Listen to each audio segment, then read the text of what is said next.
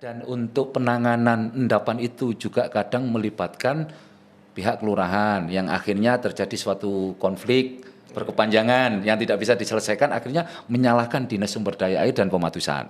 Nah, ini mohon dijelaskan apa yang harus dilakukan pihak masyarakat kota itu sendiri jika di depan rumahnya dicor dan sebagainya.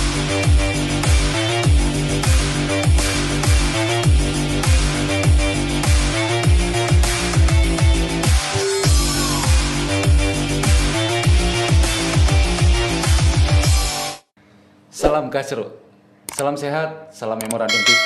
Sahabat Memorandum TV, kami sengaja membuat program Gasro atau gagasan ruang publik yang bertujuan untuk memberikan info terkini terkait sinergitas dengan pihak kementerian dan instansi pemerintah di Jawa Timur. Gasro bermaksud memberikan edukasi dan informasi seputar dunia proyek yang ada di pemerintahan kabupaten, kota, dan provinsi. Kami bersinergi dengan beberapa pihak dari kementerian, dari beberapa dinas dan instansi pemerintahan kabupaten dan kota. Simak Gasro, gagasan ruang publik, salam sehat, salam Memorandum TV.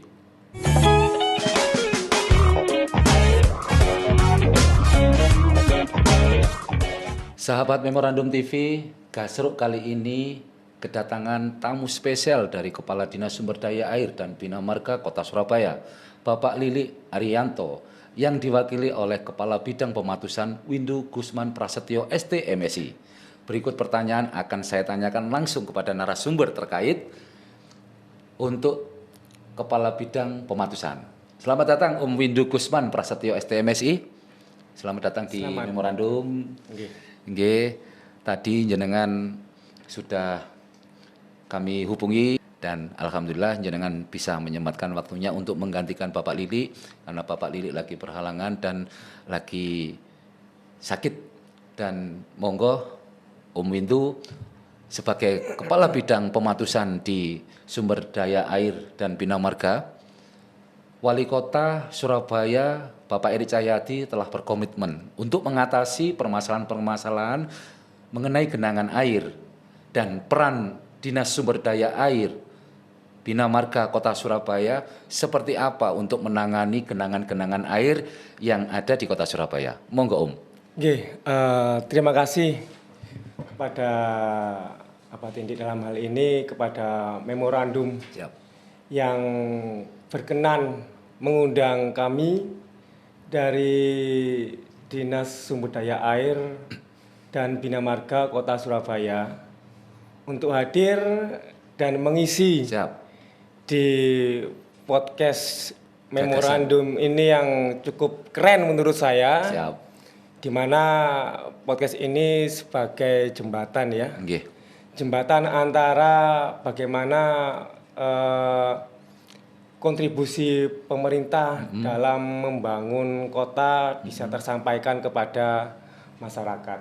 Siap. Ya, dalam hal ini kami dari pemerintah Kota Surabaya untuk penanganan genangan memang dari Bapak Wali Kota Surabaya, Bapak Eri Cahyadi sangat konsen sekali dalam rangka penanganan genangan ini di Kota Surabaya agar bisa terselesaikan secepat mungkin. Secepat mungkin. Ini kami sudah mulai di tahun 2022. Karena memang untuk tahun 2021 kita baru mulai sembuh ya dari kondisi pandemi COVID-19. Di 2022 kami sudah diperintahkan untuk segera untuk penanganan genangan di beberapa wilayah Kota Surabaya. Untuk di 2022 kami fokus pada pusat kota karena memang pusat kota adalah segala hal aktivitas masyarakat. Di situ masyarakat yang beraktivitas untuk perdagangan, perindustrian, lalu lalang untuk perekonomian itu paling besar berada di pusat kota. Ini alhamdulillah kami dengan program penanganan genangan di 2022 untuk kejadian genangan sudah hampir selesai, sekitar 95% pusat kota tidak ada genangan. Itu di tahun 2022? 2022. Di tahun 2023-nya masih dalam progres? Nah ini di 2022 juga kami proses untuk penanganan genangan wilayah selatan karena memang untuk wilayah selatan ini secara sistem drainase Siap. ini cukup panjang. Cukup Nah, ini panjang. kami sudah beranjak untuk sebagian di penanganan genangan di wilayah selatan ini kita mulai di 2022. Di tahun 2022 itu Om Windu, Iya. itu melibatkan kecamatan mana saja untuk di Surabaya Selatan itu? Yang pasti untuk di 2022 ini kami lebih banyak di Kecamatan Jambangan, Jambangan. di Kecamatan Gayungan, Kecamatan Wonokromo juga di Siap. situ. Nah, ini kami juga untuk progres di 2022 alhamdulillah cukup signifikan Siap. untuk penanganan genangan di wilayah selatan. Tentunya ini juga harus diteruskan di 2023 karena memang kita kalau bicara sistem drainase itu tidak bisa per pias per segmen.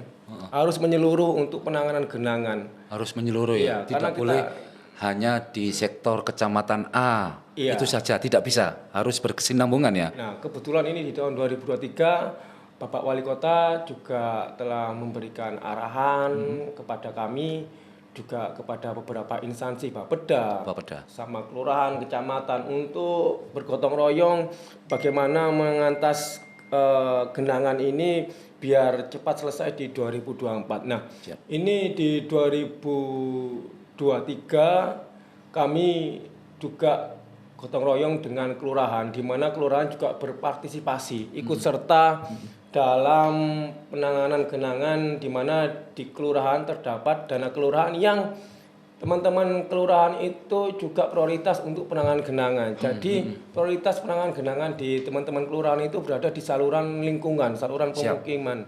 Nah, kita disupport sama teman-teman kelurahan, sama teman-teman kecamatan. Pertama, kita disupport mengenai data di situ, data genangan. Lalu kedua, kita disupport juga mengenai data untuk kondisi-kondisi genangan yang untuk levelnya tinggi. Siap. Itu kita menjadi prioritas.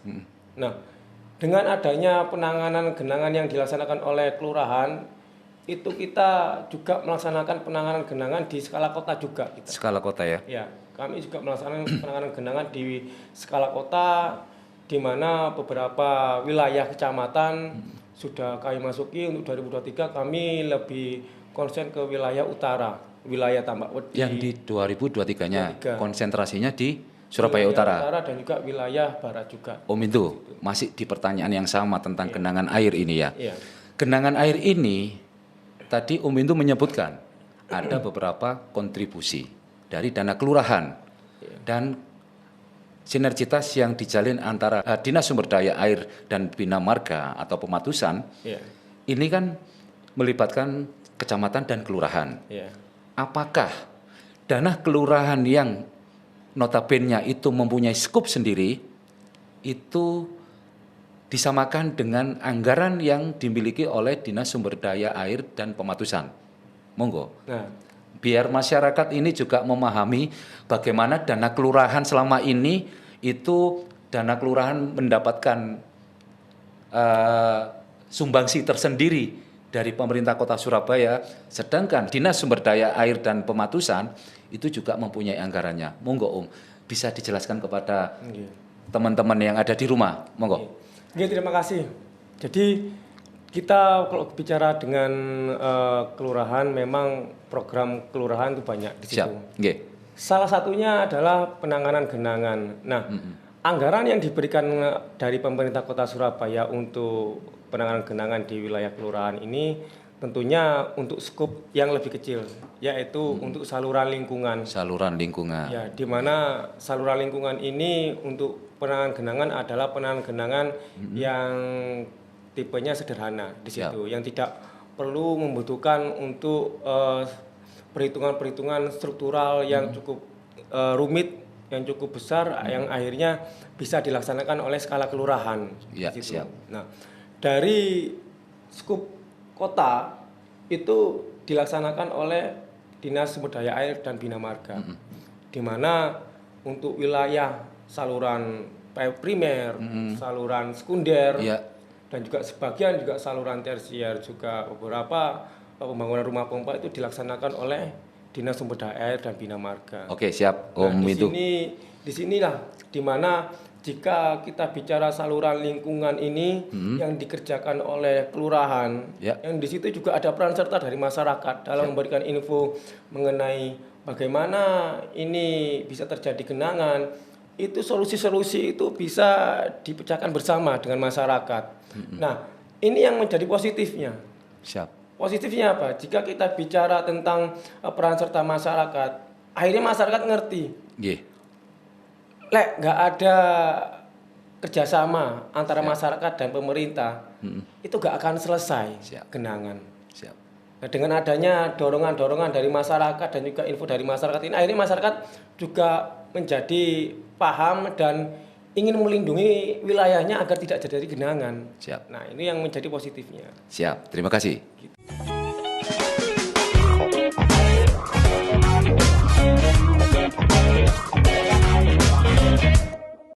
Om Windu, kami dari Memorandum TV mempunyai program gagasan ruang publik ini juga ingin mendengar langsung apa yang sudah panjenengan lakukan selama ini Om Windu mengenai beberapa paket yang ada di wilayah kelurahan dan kecamatan. Misal penanganan genangan air di kelurahan A, di kecamatan A. Dengan penanganan drainase yang sudah dilakukan selama ini, apakah ada budget tertentu atau apakah pihak kelurahan atau kecamatan ini harus rela mengantri untuk penanganan genangan-genangan air? Monggo. Ya, terima kasih. Tentunya untuk penanganan genangan ini bervariasi di setiap kecamatan kelurahan. Kita melihat dari masalahnya yang terjadi. Jika terjadi penanganan genangan, tentunya kita mengevaluasi, menganalisa apa penyebab dari genangan tersebut. Nah, setelah terbentuk dari identifikasi masalah tersebut, ada solusi di situ. Ada solusi. Nah, solusi itu nanti kita timbulkan pembangunan di situ. Rencana pembangunan itu juga kita lihat secara anggaran. Berapa anggaran yang dibutuhkan untuk penanganan genangan tersebut. Dan siapa yang mengerjakan? Tentunya di saluran pemukiman itu menjadi concern dari wilayah kelurahan. Karena memang support dari kelurahan itu penting dengan adanya saluran lingkungan yang bersentuhan langsung dengan masyarakat. Tentunya ini menjadi tren positif agar pembangunan ini bisa langsung dibantu masyarakat dalam supporting. Dalam supporting ya. Iya, dalam supporting di sini. Jadi selalu bersinergi dengan pihak masyarakat setempat untuk melakukan pekerjaan tersebut. Memang kita sesuai dengan untuk cita-cita dari Pak Wali bahwa pembangunan ini harus bergotong royong. Harus bergotong royong ya. Bergotong royong antara masyarakat, antara pihak swasta, antara pemerintah kota harus bersama-sama bergotong royong membangun kota Surabaya. Jangan pemerintah kota saja yang membangun, tapi tidak ada peduli dari masyarakat dan pihak swasta. Harus bersama-sama membangun kota Surabaya antara swasta, pemerintah kota, dan juga dari masyarakat. Di samping masyarakat yang harus bersinergi dengan pihak Dinas Sumber Daya Air dan Pematusan, Nung Sewu, Om Windu, peran serta masyarakat sudah barang tentu itu pasti penting.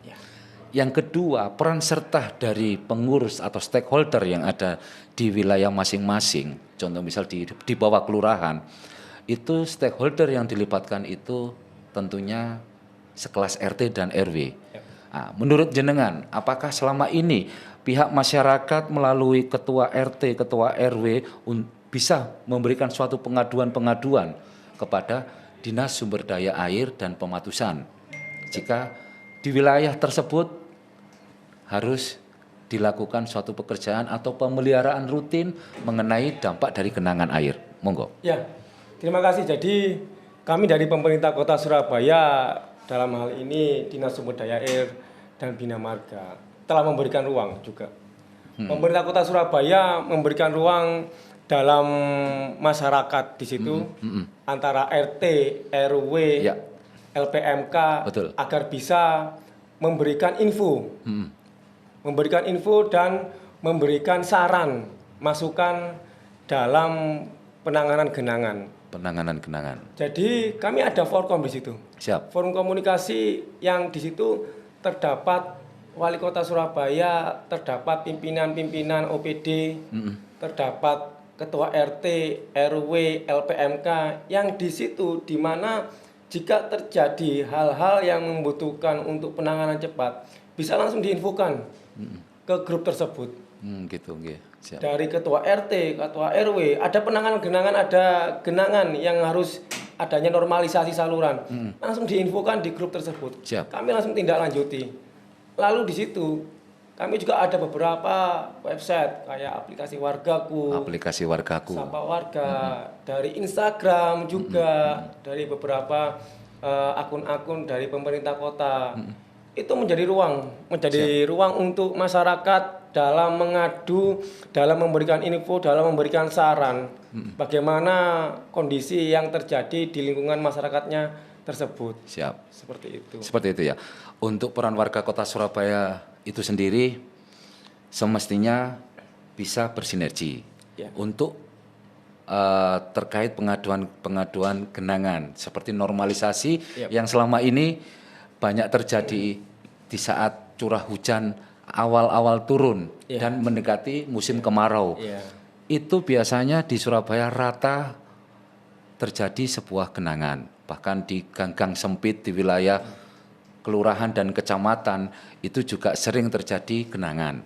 Nah, mungkin dengan adanya ini masyarakat bisa lebih memahami larinya kemana jika mengetahui terjadi genangan dan akhirnya bisa mengadu ke sosial media yang sudah disiapkan oleh Dinas Sumber Daya Air dan Pematusan. Mungkin Om Windu, sebelum saya bertanya di session berikutnya, Om Windu juga bisa memperjelas sedikit lagi mengenai upaya panjenengan selaku Kabid Pematusan dalam menangani normalisasi di wilayah yang banyak genangan, kritisnya seperti apa? Monggo. Jadi yang kita bicarakan mengenai saluran sungai, saluran primer, sekunder, tersier dan sungai-sungai di Kota Surabaya ini tentunya harus ada pemeliharaan rutin di situ. Pemeliharaan rutin nggih Om ya. Karena memang kalau kita bicara laju aliran itu pasti ada endapan-endapan. Karena aliran-aliran itu juga membawa material-material endapan yang nantinya bisa mengganggu untuk kinerjanya saluran. Kesulitannya selama ini yang Om Windu rasakan, yang dialami karena endapan-endapan itu terjadi dari warga itu sendiri. Di depan rumahnya ada saluran, katakan dicor di depan rumahnya. Dan untuk penanganan endapan itu juga kadang melibatkan pihak kelurahan yang akhirnya terjadi suatu konflik berkepanjangan yang tidak bisa diselesaikan, akhirnya menyalahkan Dinas Sumber Daya Air dan Pematusan. Nah, ini mohon dijelaskan apa yang harus dilakukan pihak masyarakat kota itu sendiri jika di depan rumahnya dicor dan sebagainya. Ini yang sangat bisa memberikan informatif kepada masyarakat umumnya di Kota Surabaya. Monggo. Tentunya banyak sekali kalau kita bicara saluran-saluran yang dicor. Banyak juga, mohon maaf, saluran-saluran yang di atas itu ada bangunan-bangunan yang tidak berizin. Malah seperti itu. Iya. Ini tantangan bagi kami. Yang pertama, kalau kita bicara untuk penertiban memang panjang ya. Yang pertama-tama kita laksanakan dari dinas itu adalah dengan cepat agar normalisasi itu terlaksana. Nah, inilah fungsi dari Ketua RT, Ketua RW, dari LPMK dalam mengingatkan masyarakatnya. Nanti kalau kita normalisasi itu bisa kita buka dulu indrit-indritnya. Jadi agar indrit itu bisa dinormalisasi salurannya dan bisa kita kembalikan. Memang seharusnya indrit itu secara aturan ya, tidak boleh menutup semua. Tidak boleh dicor lah. Di situ. Tapi harus benar-benar diperhatikan biar ada endapan ini juga gampang diatasi. Tapi memang karena memang masyarakat kan banyak yang mungkin belum paham mengenai aturan tersebut. Iya. Jadi ya kita maklumi. Tapi tetap untuk tugas kami kita tetap laksanakan untuk normalisasi saluran tersebut. Memang banyak saluran itu malah lebih banyak sampahnya daripada endapannya. Ya. Iya. Nah, ini yang menjadi faktor bagaimana masyarakat itu harus bisa sadar. Genangan itu terjadi tidak hanya airnya yang banyak. Betul. Tapi air itu sudah ada jalurnya sendiri. Air sudah ada jalannya sendiri. Bagaimana air itu lewat itu otomatis, gak bisa, dia nggak punya pikiran atau apa, itu air itu jalan sendiri. Siap. Nah, bagaimana masyarakat ini bisa memberikan ruang pada air itu, air sungai, air saluran itu agar bisa lewat. Nah, salah satu caranya itu jangan buang sampah. Jangan buang sampah. Lalu jangan membangun bangunan liar di situ. Di atas lokan. Di atas lokan yang akhirnya mempersempit saluran. Siap. Nah, seperti itu.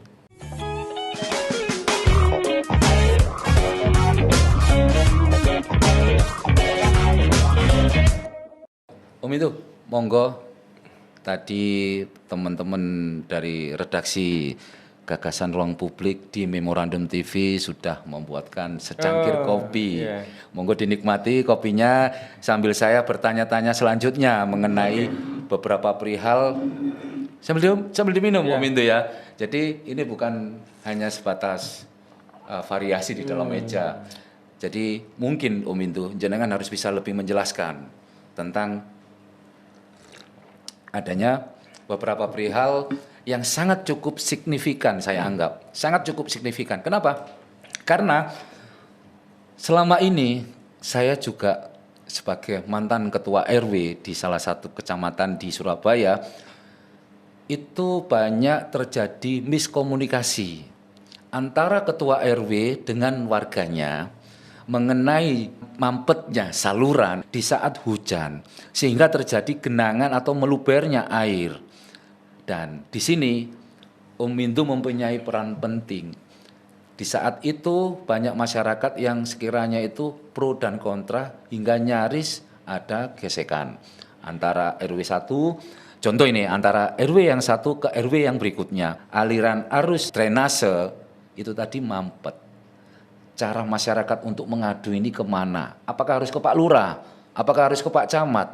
Atau langsung mengadu ke Dinas Sumber Daya Air dan Pematusan? Monggo Om, sedikit dipaparkan kepada teman-teman yang ada di rumah. Terima kasih, ini kopinya makin menambah isian dari podcast. Siap. Perlu dipertahankan. Siap. Kopi ini. Jadi, memang dalam kejadian di lapangan itu banyak hal yang bisa terjadi.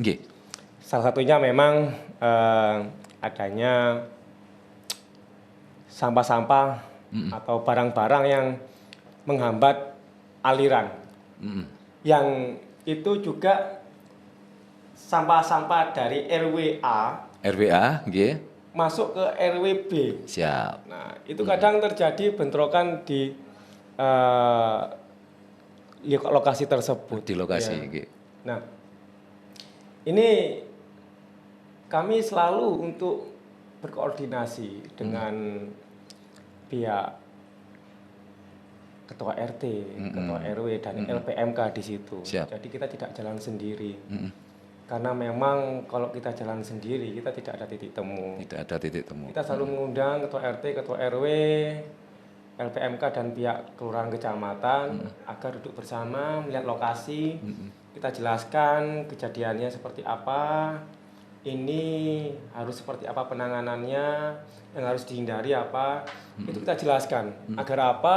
Agar nantinya tidak ada salah-salahan. Kita tidak mencari siapa yang salah, tapi kita mencari agar ini tidak terjadi lagi.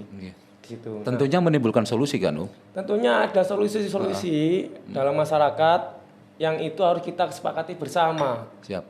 Situ. Nah, makanya kalau masyarakat ingin mengadu atau apa, semua ruang terbuka untuk masyarakat.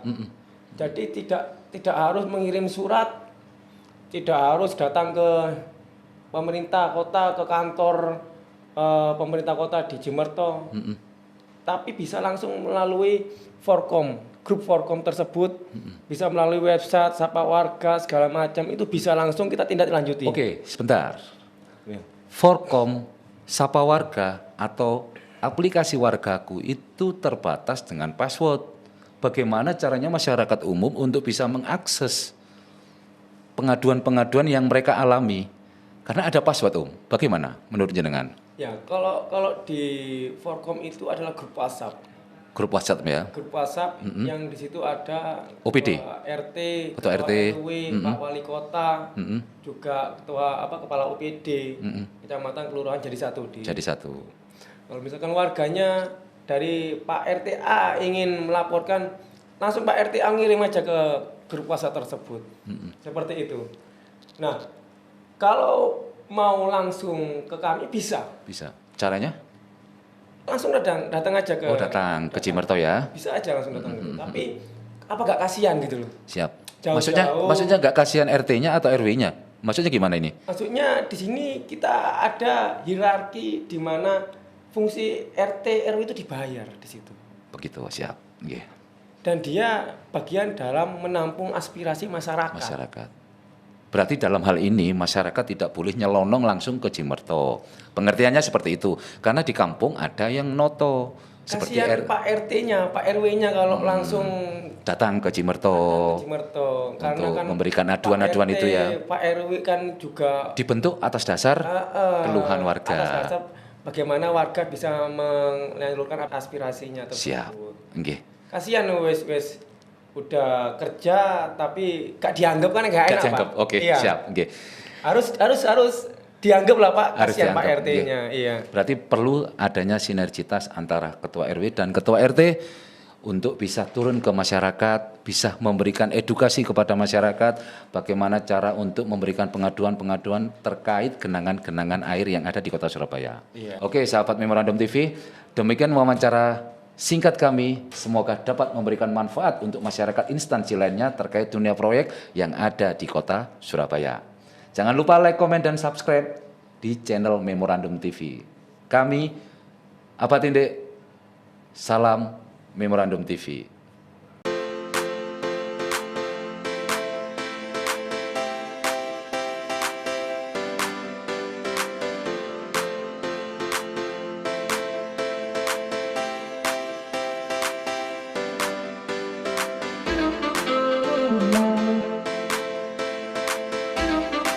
Thank you.